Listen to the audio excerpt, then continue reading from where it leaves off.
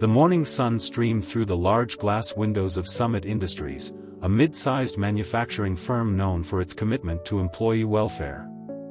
Despite this reputation, CEO Richard Thompson felt a growing disconnection from the very people who made the company thrive. After years of operating from his immaculate office, he realized he had lost touch with the workforce that fueled the business. His unease deepened during a recent meeting when department heads presented quarterly reviews.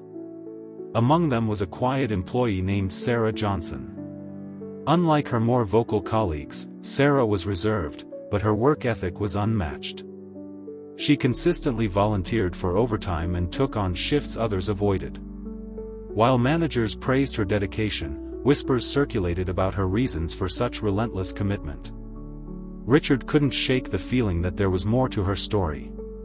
Seated in his sleek office overlooking the manufacturing floor, Richard tapped his pen against the desk, contemplating Sarah's situation. Why would someone willingly take on every extra shift? What drove her? His curiosity intensified, especially after the board encouraged him to connect more meaningfully with employees. He saw Sarah's dedication as a chance to better understand the workforce. 2 weeks later, Richard decided to go undercover, disguising himself as a new hire named David Miller. He wanted to immerse himself in the daily lives of his employees without the weight of his title influencing their interactions. Donning a simple polo shirt and jeans, he stepped onto the production floor, ready to experience the environment firsthand. David's team, including Sarah, was responsible for assembly line inspections. From day one, he noticed how Sarah stood out. While others complained about the long hours, she remained focused, her hands deftly inspecting parts with unwavering precision. During breaks, while coworkers chatted about weekend plans, Sarah sat alone, sipping coffee from a thermos and glancing at her watch, as if counting down to something important. "You don't talk much, do you?"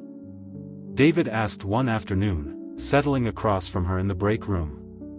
Sarah offered a polite smile but didn't respond immediately. "I'm just not great at small talk," she replied, her voice soft but firm.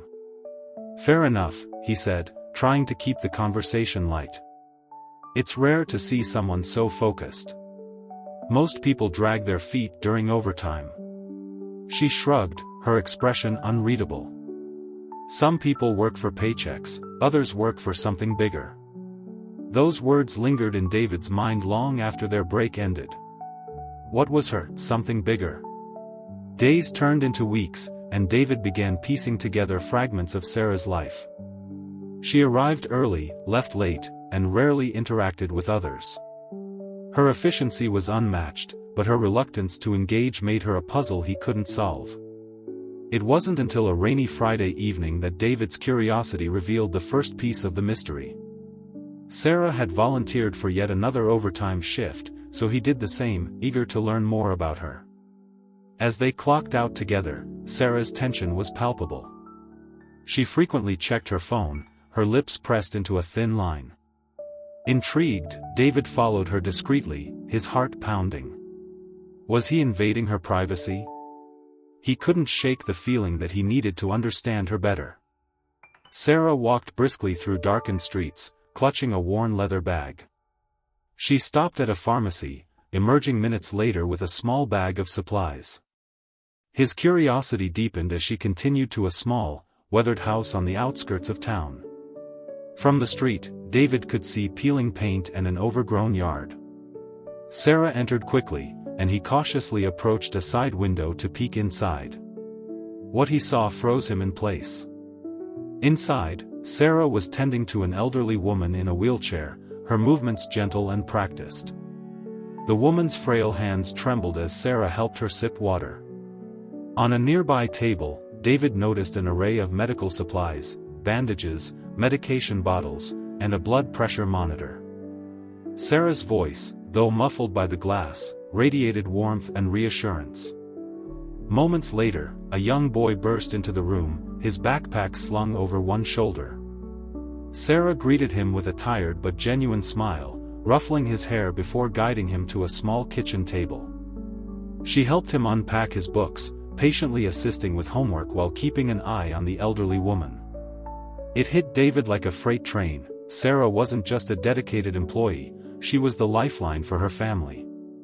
Her long hours, quiet resilience, and refusal to indulge in self-pity were all for them. Standing there, drenched from the rain, he felt an overwhelming wave of admiration and guilt.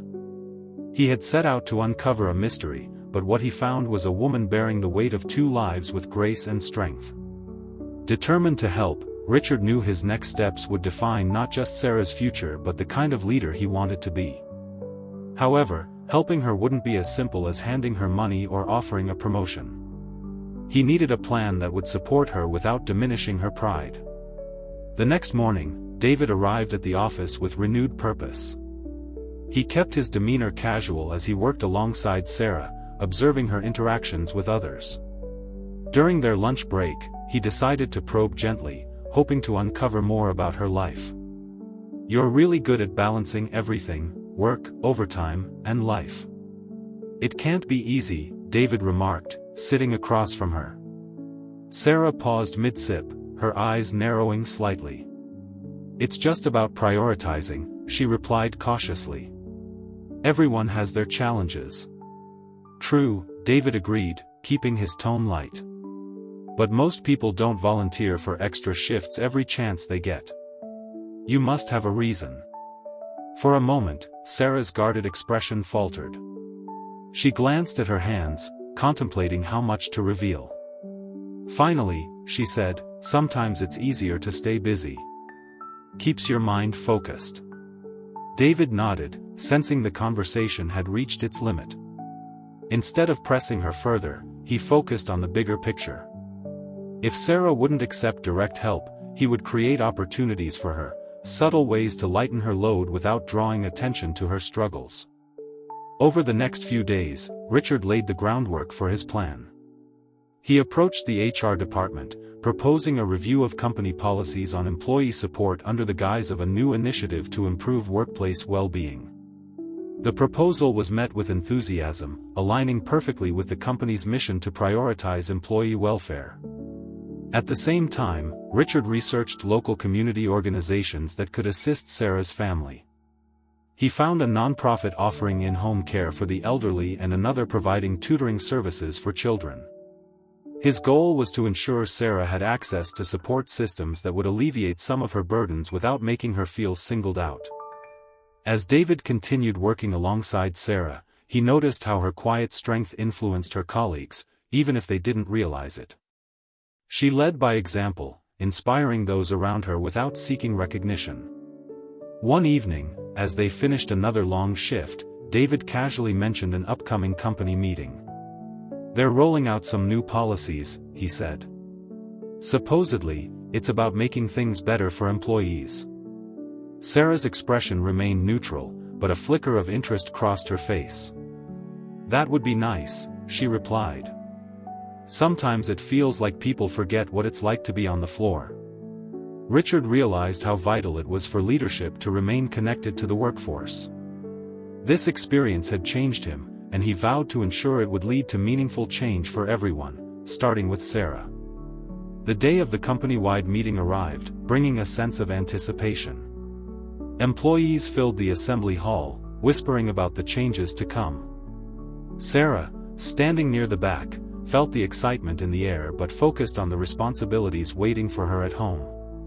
As the HR director took the stage, she announced new initiatives designed to support employees, including flexible scheduling options and a caregiving support program. Sarah's heart raced as she listened. The words felt as if they had been crafted specifically for her situation. After the meeting, David approached Sarah with a casual demeanor. "What did you think of all that?" he asked. "It sounds promising," she admitted, "but I'm skeptical.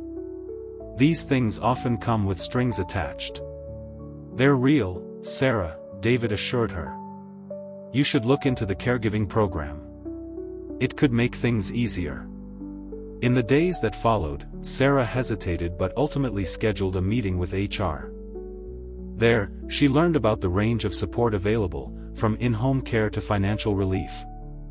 For the first time, she felt seen, the company recognized her struggles and wanted to share the burden. Meanwhile, Richard monitored her progress closely. He arranged discreet assistance through the community organizations he had contacted earlier, ensuring Sarah received the help she needed without compromising her independence. As Sarah began to utilize the program, subtle changes emerged. She arrived at work with a lighter step, her fatigue less pronounced, and even laughed during breaks. It wasn't a complete transformation, but it was a start. Richard found himself reflecting on how Sarah's resilience had reshaped his perspective as a leader. He continued to engage with employees, ensuring their voices were heard.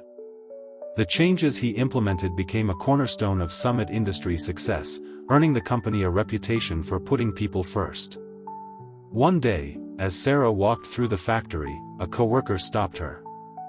"You've really made a difference around here," they said, smiling. "I guess we all have," she replied, feeling a quiet sense of pride. As the weeks progressed, Richard felt the weight of his deception. The time to reveal his true identity was drawing near, but he hesitated. Would Sarah feel betrayed?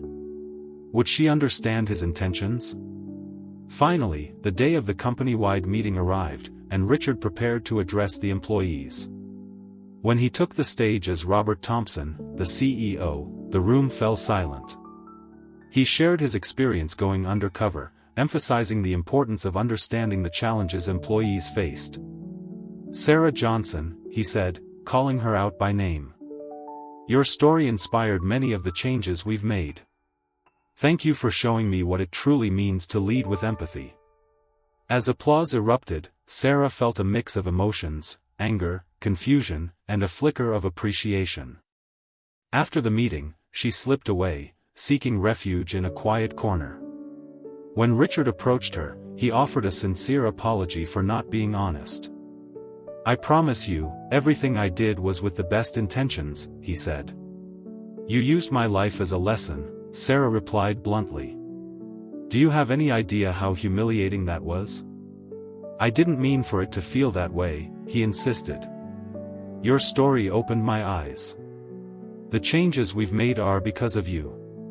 As they spoke, Sarah began to see the sincerity in Richard's eyes. "I just need time," she said softly. "Take all the time you need," he replied. "My door is always open." In the following weeks, Sarah grappled with her emotions. She felt exposed but also validated. When Richard reached out to her again, asking for her input on future improvements, she agreed to help. Together, they worked to refine company policies, and Sarah became a quiet leader, influencing a culture of empathy and understanding. In the end, she learned to trust again, accepting help without feeling weak. As for Richard, his undercover experience transformed him into a more compassionate leader. He remained engaged with the production floor, ensuring employees felt supported. One afternoon, as Sarah walked through the factory, a coworker stopped her. "You've really made a difference around here," they said. "I guess we all have," she replied, and for the first time in a long time, she believed it.